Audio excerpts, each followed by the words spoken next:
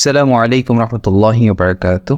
Today we're going to learn so important topics. আজকে আমরা খুবই ইন্টারঅ্যাক্টিভ একটি ক্লাস করতে যাচ্ছি।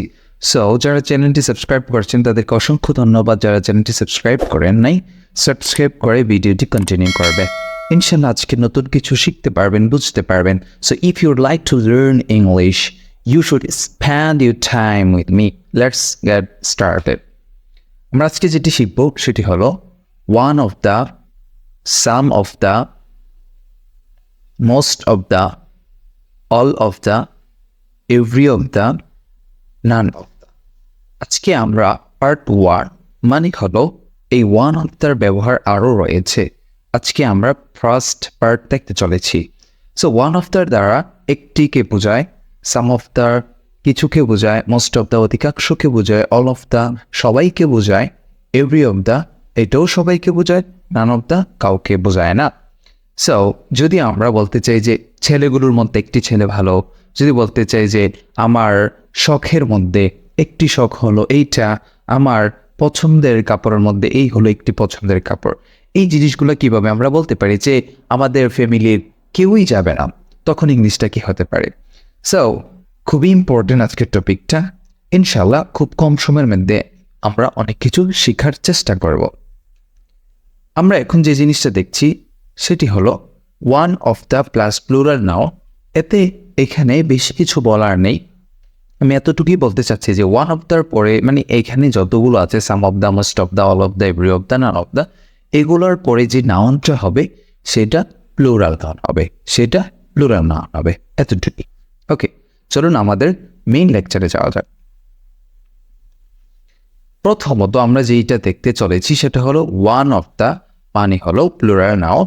এখানে নাউন লেখা আছে, মানে ওয়ান অফ দ্যার পরে যে নাউনটা হবে সেটা প্লুরাল হবে। একটি দলের মধ্যে অধিকাংশকে বোঝায়। হ্যাঁ, একটি দলের মধ্যে একাংশকে মানে একটিকে বোঝায় আর কি, একাংশ মানে একটিকে বোঝায়, তাহলে আমরা ব্যবহার করব ওয়ান।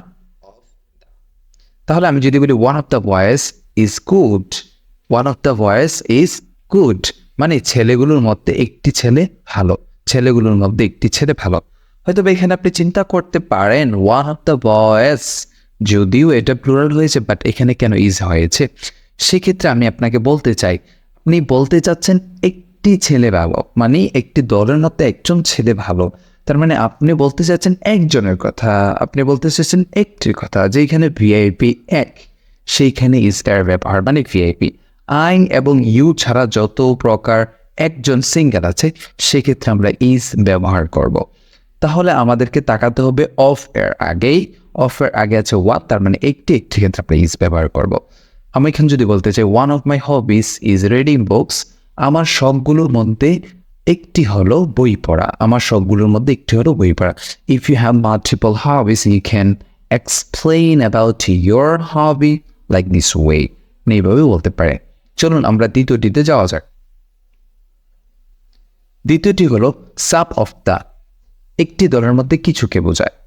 এখানে বলা আছে যে some of the girls are clever, মেয়েগুলোর মধ্যে কিছু মেয়ে চালাক। Some of the girls are clever, মেয়েগুলোর মধ্যে কিছু মেয়ে চালাক।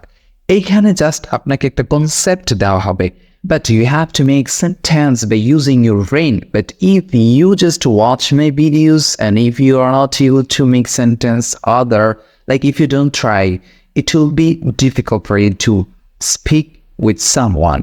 So আপনাকে এগুলো দেখে দেখে নিজে নিজে সেন্টেন্স তৈরি করতে হবে, and then it will be easy for you to make sentence to speak easily, spontaneously with any type of person.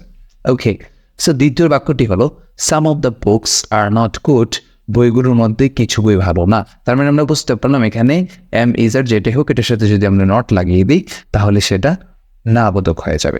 চলুন তৃতীয়টিতে যাওয়া যাক। তৃতীয় নম্বরটি হলো মোস্ট অফ দ্য, একটি দলের মধ্যে অধিকাংশকে বোঝায়। যেমন আমরা বলতে পারি না যে বেশিরভাগ সময় আমি এটা করি, বেশিরভাগ সময় আমি ওইটা করি, সেক্ষেত্রে আমরা মোস্ট অফ দ্য এটা ব্যবহার করতে, most of the time I read book, অধিকাংশ সময় আমি বই পড়ি। Most of the time I see or I watch a movie, আমি মোস্ট অফ দ্য সময় আমি একটি মুভি দেখি, এটা বলতে পারেন। Most of the people are teacher, মানুষগুলোর মধ্যে অধিকাংশ শিক্ষক। মনে করেন আপনি অনেকজনকে দেখছেন, তো তাদেরকে আপনি বলতে পারেন অনেকগুলো ডক্টর, অনেকগুলো এইটা সেটা, আপনি জাস্ট তাদের নামে যে কোনো একটা জিনিস বসাতে পারেন। এখানে জাস্ট একটি সেন্টেন্সের নমুনা দেওয়া হলো। ওকে, চলুন আমরা এরপরেরটিতে চলে যাওয়া যাক। এরপরেরটি হলো এভরি অফ দ্য প্লাস নাও। একটি দলের মধ্যে সবাইকে বোঝালে আমরা এভরি অফ দ্য বলবো। মানে এমনই আছে যে অনেকগুলো ছেলে আছে সবাই ভালো, হ্যাঁ, every of the boys are good, মানে ছেলেগুলোর মধ্যে সবাই, মানে সব ছেলেরাই ভালো। এখন আপনি যদি বলতে চান হ্যাঁ এই কোনো জাতেরই ছেলেরা খুবই খারাপ, সবগুলা খারাপ, মনে করেন আপনার মাথায় রাগ করছে, তখন আমরা বলতে পারেন every of the boys are not good. এবার দ্বিতীয় বাক্যটি হলো every of the kids are sick. বাচ্চাগুলোর মধ্যে সব বাচ্চাই অসুস্থ। মনে করেন একটা বাচ্চা, অনেকগুলো একটা হাসপাতালে আছে, তো আপনি বলতে পারেন বাচ্চাগুলোর মধ্যে সব বাচ্চাই অসুস্থ। হ্যাঁ, মুরগিগুলোর মধ্যে সব মুরগি অসুস্থ, আপনি এভাবে কিন্তু বলতে পারেন যে আমার ফ্রেন্ডগুলোর মধ্যে সব ফ্রেন্ডই অসুস্থ।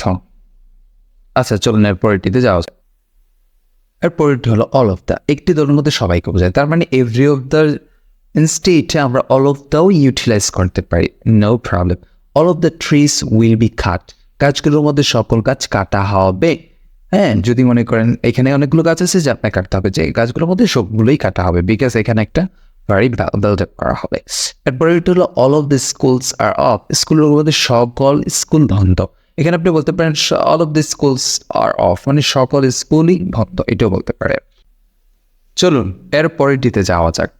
এর পরেরটি হলো নান অফ দ্য। একটি দলের মধ্যে কাউকে বোঝায়। এখন আপনি এমন হতে পারে না যে ছেলেগুলোর মধ্যে কেউই ভালো না, ছেলেগুলোর মধ্যে কেউই ব্রিলিয়েন্ট না, ছেলেগুলোর মধ্যে কেউই যাবে না, সেক্ষেত্রে আপনি এটা বলতে পারেন none of the boys are good. এখানে নান ব্যবহার করলে এখানে নট ব্যবহার করতে হবে না। ছেলেগুলোর মধ্যে কেউই ভালো না, মেয়েগুলোর মধ্যে কেউই সুন্দর নয়। None of the girls are beautiful. এখানে আর এর সাথে নট ইউজ করতে হবে না, বিকজ অফ আপনি কিন্তু নান ইউজ করছেন, এটা খেয়াল মাথায় রাখতে হবে। None of the students will not go. ছাত্রগুলোর মধ্যে কেউই যাবে না, ছাত্রগুলোর মধ্যে কেউই যাবে না, আমাদের মধ্যে কেউ যাবে না, সেটা হতে পারে। সো খুবই ইজিলি আমরা এগুলো ইউজ করতে পারি। ওকে, সো নো মোর টুডে।